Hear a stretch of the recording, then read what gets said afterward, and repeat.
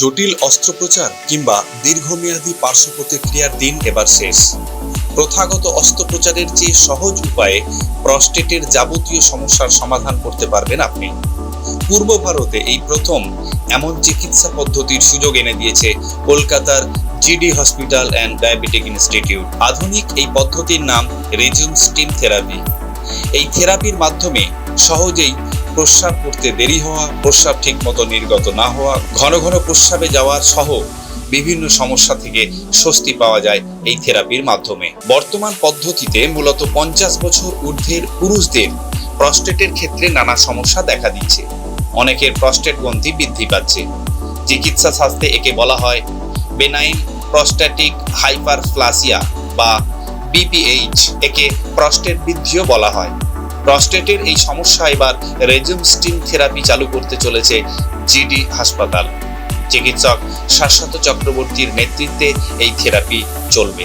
Steam থেরাপিটা হচ্ছে একটা radio frequency pulse দিয়ে একটা এই নর্মাল স্যালাইনকে হট স্টিমে পরিণত করে থ্রু ইউরেথ্রাল ডিভাইস ওটা প্রস্টেটে ইনজেক্ট করে সেলসগুলোকে হিট আপ করে টু 70 ডিগ্রি সেন্টিগ্রেড দিয়ে সেল ডেথ করে ultimately volume of the prostate is reduced. তার জন্য যেটা হচ্ছে সেটা হচ্ছে যে এনলার্জ প্রস্টেটের জন্য যে সিমটমগুলো আমরা 50-এর ঊর্ধ্বের পেশেন্টদের দেখতে পাই সেই সিমটমসগুলো রিলিফ হয়। এটা করা হয় থ্রু ইউরেথ্রাল ডিভাইস। সেই ডিভাইসটার মধ্যে একটা নিডল আছে যেখান থেকে স্টিমটা ইনজেক্ট করা হয় প্রস্টেট গ্ল্যান্ডে। এই স্টিমটা জেনারেট করা হয় রেডিও ফ্রিকোয়েন্সি পালস দিয়ে, যেটা একটা মেশিনের সাহায্যে।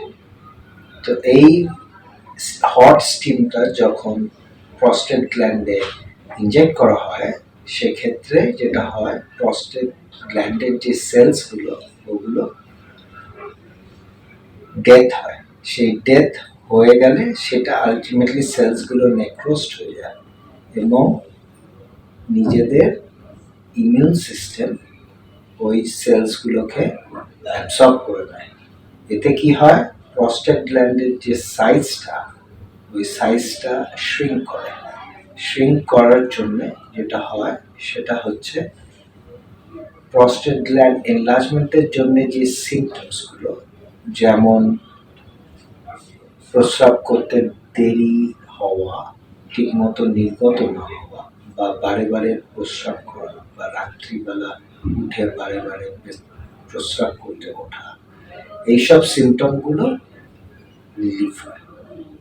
এই রিলিফটা আমরা 1 থেকে 3 মাসের মধ্যে দেখতে পাই। রোগীর এই যে প্রসিজারটা, রেজিউম প্রসিজারটা, এটা হচ্ছে একটা ডে কেয়ার প্রসিজার, যেখানে পেশেন্ট ইনিশিয়ালি হাসপাতালে ভর্তি হয়। প্রসিজারটা হতে অ্যারাউন্ড 15 মিনিটস লাগে। তারপরে পেশেন্টটাকে আমরা সেম ডেতে ডিসচার্জ করা হয় এবং পেশেন্টে যখন ডিসচার্জ হয় তো পেশেন্টকে বাড়ি যেতে হয় একটা ক্যাথিটার। সেই ক্যাথিটারটা আমরা 5ম দিনে খুলে দিই।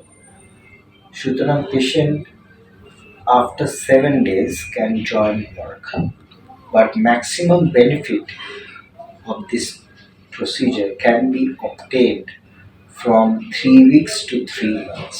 নর্মাল সেলাইন জলকে 270 ডিগ্রি তাপমাত্রায় গরম করে মূত্রনালীর মধ্যে দিয়ে ইনজেকশনের মাধ্যমে এই থেরাপি প্রয়োগ করা হয়ে থাকে। এর ফলে বর্ধিত প্রস্টেট সংকুচিত হয়। অতিরিক্ত টিস্যু অপসারণ করা হলে মূত্রনালী প্রসারিত হয়, যা বিপিএইচ এর উপসর্গ কমিয়ে দেয়। একজন রোগী রেজিউম স্টিম থেরাপি প্রয়োগ করে 1 থেকে 3 মাসের মধ্যে সম্পূর্ণ সুস্থ হয়ে উঠতে পারেন। এটি আসলে একটি ডে কেয়ার প্রসিডিওর। এই থেরাপি করাতে সময় লাগে মাত্র 15 মিনিট। রোগীকে যেদিন হাসপাতালে ভর্তি করা হয় সেদিনই ডিসচার্জ করে দেওয়া হয়। এই থেরাপি প্রয়োগের 7ম দিনের মধ্যেই রোগী কর্মক্ষেত্রে যোগ দিতে পারবেন। একজন রোগীকে একবারই এই থেরাপি দেওয়া হয়। সেক্ষেত্রে প্রস্টেট গ্ল্যান্ডের সাইজ অনুযায়ী 2 থেকে 4টে পর্যন্ত ইনজেকশন দেওয়া হয়ে থাকে।